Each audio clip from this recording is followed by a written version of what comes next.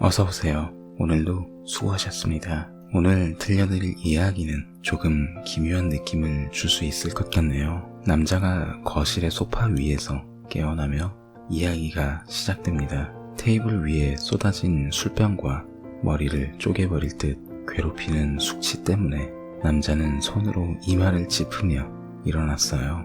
집안은 평소와 다를 것이 없었어요. 늘 시덥잖은 예능 프로그램을 보여주던 TV도 관상용으로 들여놓은 금붕어들이 헤엄치는 어항도 매일 재료의 신선함을 책임지던 냉장고도 정말 지루하다고 느껴질 정도로 변한 것 없는 평소의 집이었어요.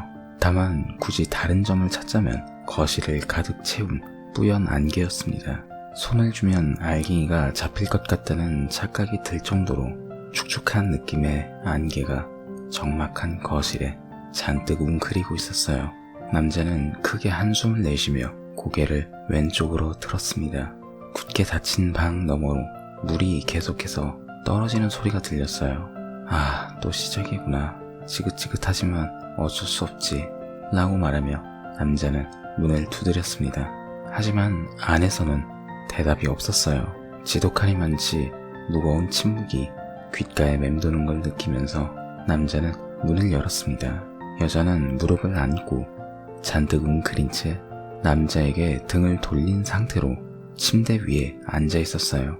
천장을 가득 채운 구름에서는 따가울 정도로 비가 쏟아졌어요. 약간의 소금기를 머금은 빗물은 방 안의 모든 걸 적시고 있었어요. 침대는 물론이고 이불, 베개, 화장대는 물론이고 여자의 작은 어깨를, 팔을, 등을 타고 미끄러지고 있었어요. 이 방에서 젖지 않은 건 오로지 남자뿐이었습니다. 혹시 울고 있는 건가? 저러다 감기라도 걸리면 안 되는데 우리 잠깐 이야기 좀 해. 나는 남자의 말에 여자는 이번에도 딱히 대답을 하지는 않았어요. 하지만 그 대신이라고 하긴 뭐하지만 계속 내리던 비가 그쳤습니다. 침묵의 중압감이 어깨를 짓누르지만 그래도 남자는 걸음을 옮겼습니다. 찰박 하고 바닥에 물기가 느껴졌지만 아무래도 상관없었어요. 미안해. 이제 그러니까 그만하자. 나는 그의 말에 여자가 천천히 일어나 남자를 바라봅니다. 빨갛게 충혈된 눈과 가녀리게 떨리는 입술과 축축하게 젖은 머리카락. 대체 뭐가 미안하냐는 그녀의 질문에 그는 아무것도 대답할 수 없었습니다.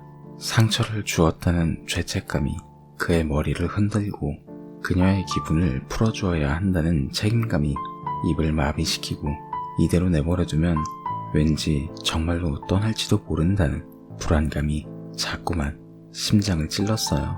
그냥 전부 미안하다는 그의 말에 정확히 말하라는 그녀의 대답이 너무나 아프게 느껴졌어요. 단순히 이 상황을 넘기려는 건 아닌데 널 아프게 해서 미안하다고, 다시는 이런 일 없게 하겠다고, 그러니 기회를 달라는 그 말이 마치 실타래처럼 입 안에서 마구 뒤엉킨 채 나오지 못하고 있었어요. 그리고 남자는 생각했어요. 그런데 난 정말 무엇을 사과하려 했을까? 여지껏 내가 사과를 할 때마다 매번 넌 받아주고는 했는데 마치 장난을 치는 어린아이를 보는 것처럼 넌 항상 그랬는데 난 우리의 관계가 원래대로 돌아오기를 기대했는데 그리고 이번에도 그렇게 될 것이라 믿었는데 왜 말이 없냐는 그녀의 말에 남자는 그저 고개를 떨구었어요. 정말로 크게 화가 났구나. 내가 단어의 미로를 헤매는 동안 너의 감정은 용광로 안에서 끓어오르고 있었는데 난 그저 몇 마디 말로 너의 마음을 식히려고만 한 걸까? 하지만 그런 생각도 잠시 남자는 정신을 차려보니 방 밖으로 쫓겨난 상태였습니다. 방문은 이미 잠겨있는 상태였고 귀를 대보니 다시 빗방울이 떨어지는 소리가 들려왔어요. 분명 이전에도 지금처럼 비가 내린 적은 있지만 지금처럼 오래 간 적은 없었어요. 남자는 한숨을 쉬며 다시 소파로 돌아왔습니다. 방 안의 안개는 이전보다 더욱더 짙어진 상태였어요. 어렴풋이나마 보이던 사물들이 이젠 시야에서 전부 사라져버릴 정도로요. 소파에 누워 가만히 적막감에 귀를 기울이자 옛 추억들이 그를 찾아오기 시작했어요.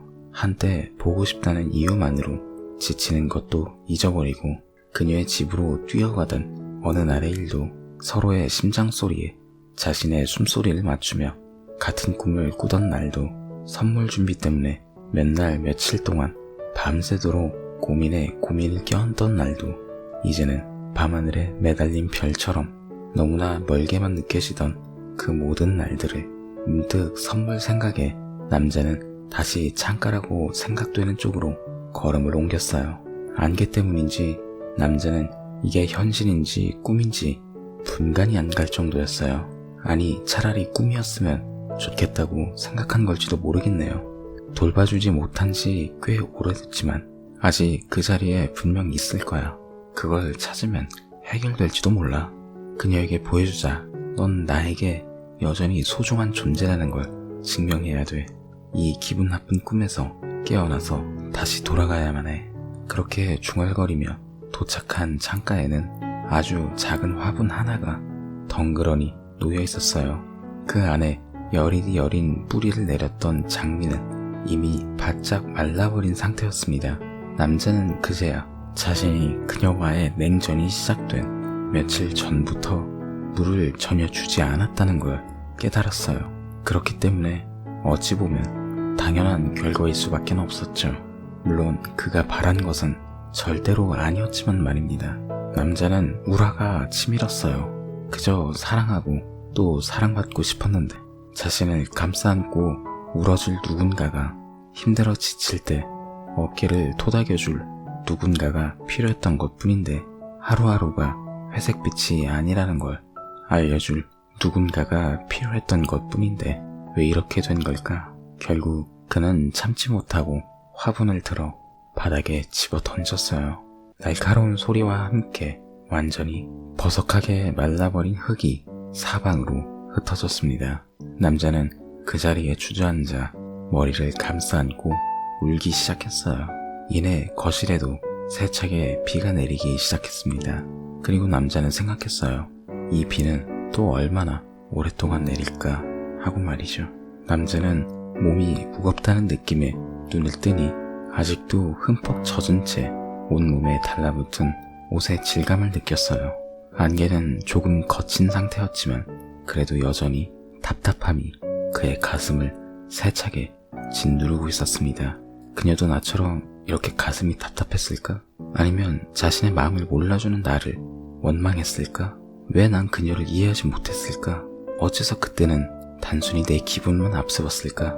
남자는 다시 제대로 사과하자고 다짐했어요. 내가 뭘 잘못했는지, 뭘 놓치고 있었는지 그 부분을 제대로 직면하자고 중얼거렸어요.